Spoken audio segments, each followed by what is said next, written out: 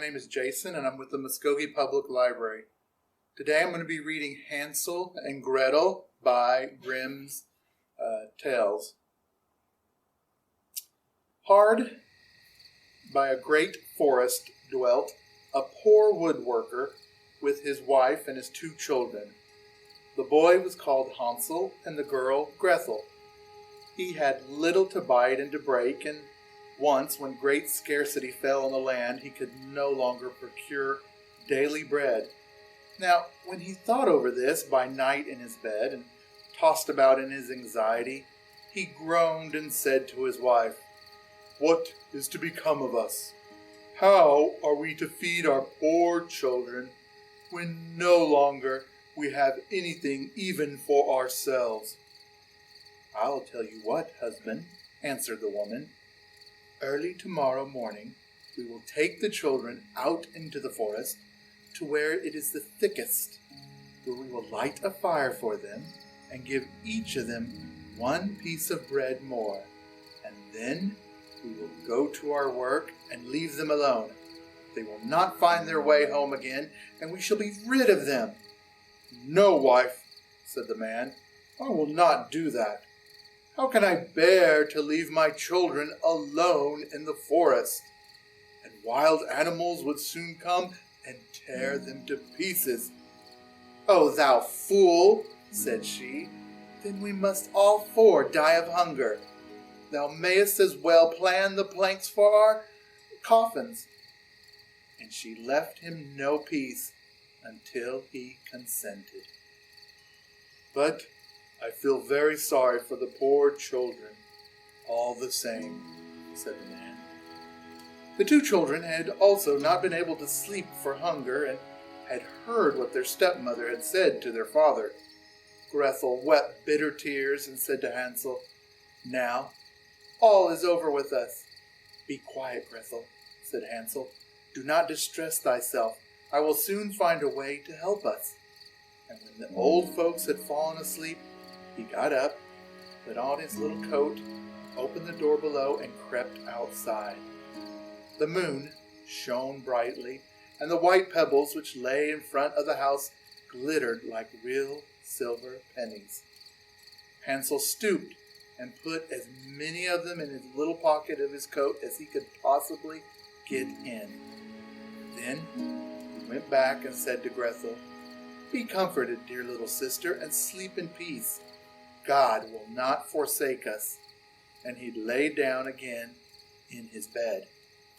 When day dawned, but before the sun had risen, the woman came and awoke the 2 children, saying, "Get up, you sluggards! We are getting into the forest to fetch wood." She gave each a little piece of bread and said, "There is something for your dinner, but do not eat it up before then, for you will get nothing else."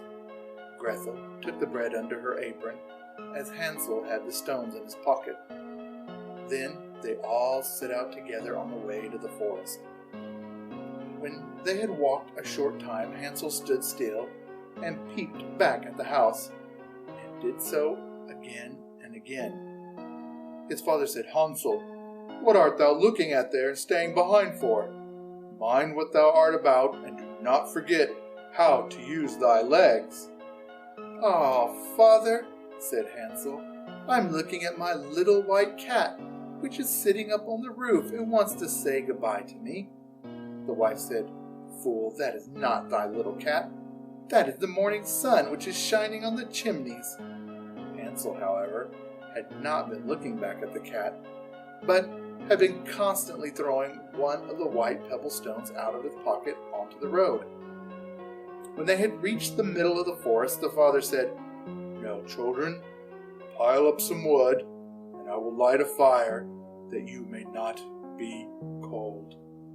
Hansel and Gretel gathered brushwood together as high as a little hill. The brushwood was lighted, and when the flames were burning very high, the woman said, "Now, children, lay yourselves down by the fire and rest. We will go into the forest and cut some wood. When we have done, we will come back and fetch you away." Hansel and Gretel sat by the fire, and when noon came, each ate a little piece of bread and As they heard the stroke of the wood axe, they believed that their father was near. It was, however, not the axe. It was a branch which had fastened to a withered tree, which the wind was blowing backwards and forwards. And as they had been sitting such a long time, their eyes shut with fatigue, and they fell fast asleep. When at last they woke, it was almost dark night. Gretel began to cry and said, "How are we ever going to get out of the forest?" But Hansel comforted her and said, "Just wait a little until the moon has risen, and then we will soon find our way." And when the full moon had risen, Hansel took his little sister by the hand and followed the pebbles which shone like newly coined silver pieces and showed them the way. They walked the whole night long, and by break of day came once more to their father's house. They knocked at the door, and when the woman opened it and saw that it was Hansel and Gretel, she said, "You naughty children, why have you slept so long in the forest? We thought you were never coming back at all." The father, however, rejoiced, for it had cut him to the heart to leave them behind alone. Not long afterwards, there was once more great scarcity in all parts, and children heard their mother saying at night to their father, "Everything is eaten again, and we have 1/2 loaf left, and after that there is an end. The children must go. We will take them farther into the woods, so that they will not find their way out again. There's no other means of saving ourselves." The man's heart was heavy, and he thought, "It would be better for them to share the last mouthful with thy children." The woman, however, would listen to nothing that he had to say, but scolded and reproached him. He who says A must say B. Likewise, and had yielded the first time, he had to do so a second time also. The children were, however, still awake, and had heard the conversation. When the old folks were asleep, Hansel again got up and wanted to go out and pick up pebbles. But the woman had locked the door, and Hansel could not get out. Nevertheless, he comforted his little sister and said, "Do not cry, Gretel. Go to sleep quietly, and good God will help us." Early in the morning came the woman and took the children out of their beds. Their bit of bread was given to them, but it was still smaller than the time before. On the way into the forest, Hansel crumbled into his pocket and often stood still and threw a morsel on the ground. "Hansel, why dost thou stop and look around?" said his father. "Go on." "I am looking back at my little pigeon, which is sitting on the roof and wants to say goodbye to me," answered Hansel. "Simpleton," said the woman, "that is not thy little pigeon. That is the morning sun that is shining on the chimney." Hansel, however, little by little, threw all the crumbs on the path. The woman led the children still deeper into the forest, where they had never in their lives been before. Then a great fire was again made, and the mother said, "Just sit there, you children, and when you are tired you may sleep a little. We are going into the forest to cut wood, and in the evening, when we are done, we will come and fetch you away." When it was noon, Gretel shared her piece of bread with Hansel, who had scattered his by the way. Then they fell asleep, and evening came and went, but no one came to the poor children. They did not awake until it was dark night, and Hansel comforted his little sister and said, "Just wait, Gretel, until the moon rises, and then we shall see the crumbs of bread which I have strewn about. They will show us our way home again." Then, when the moon came, and they set out, but they found no crumbs, for the many thousands of birds which fly about in the woods and fields had picked them all up. Hansel said to Gretel, "We shall soon find the way," but they did not find it. They walked the whole night and all the next day too, from morning till evening, but they did not get out of the forest, and they were very hungry, for they had nothing to eat but 2 or 3 berries, which grew on the ground. And as they were so weary that their legs would carry them no longer, they lay down beneath the tree and fell asleep. It was now 3 mornings since they had left their father's house, and they began to walk again, but they always got deeper into the forest. and if help did not come soon, they must die of hunger and weariness. When it was midday, they saw a beautiful snow-white bird sitting on a bough, which sang so delightfully that they stood still and listened to it. And when it had finished its song, it spread its wings and flew away before them. And they followed it until they reached a little house on the roof, of which it alighted. And when they came quite up to the little house, they saw that it was built of bread and covered with cakes, but that the windows were of clear sugar. "We will set to work on that," said Hansel, "and have a good meal. I will eat a bit of the roof, and thou, Gretel, can eat some of the window. It will taste sweet." Hansel reached up above and broke off a little of the roof to try and how it tasted, and Gretel leaned against the window and nibbled at the panes. And a soft voice cried from the rooms, "Nibble, nibble, gnaw. Who is nibbling at my little house?" The children answered, the wind, the heaven-born wind," and went on eating without disturbing themselves. Hansel, who thought the roof tasted very nice, tore down a great piece of it, and Gretel pushed out the whole of one round window pane and sat down and enjoyed herself with it. Suddenly, the door opened, and a very old woman, who supported herself on crutches, came creeping out. Hansel and Gretel were so terribly frightened that they let fall what they had in their hands. The old woman, however, nodded her head and said, "Oh, you dear children, who has brought you here? Do come in and stay with me. No harm shall happen to you." She took them both by the hand and led them into her little house. Then good food was set before them, milk and pancakes with sugar, apples and nuts. Afterwards, 2 pretty little beds were covered with clean white linen, and Hansel and Gretel lay down in them and thought they were in heaven. The old woman had only pretended to be so kind. She was in reality a wicked witch, who lay in wait for children and had only built the little bread house in order to entice them there. When a child fell into her power, she killed it, cooked it, and ate it, and that was a feast day with her. Witches have red eyes and cannot see far, but they have a keen scent like the beasts and are aware when human beings draw near. When Hansel and Gretel came into her neighborhood, she laughed maliciously and said mockingly, "I have them, and they shall not escape me again." Early in the morning, before the children were awake, she was already up, and when she saw both of them sleeping and looking so pretty with their plump red cheeks, she muttered to herself, "That will be a dainty mouthful." Then she seized Hansel with her shriveled hand, carried him into her little stable, and shut him in with a grated door. He might scream as he liked, that was of no use. Then she went to Gretel, shook her till she awoke, and cried, "Get up, lazy being, fetch me some water, and cook something good for thy brother. He is in the stable outside, and is to be made fat. When he is fat, I will eat him." Gretel began to weep bitterly, but it was all in vain. She was forced to do what the wicked witch ordered her.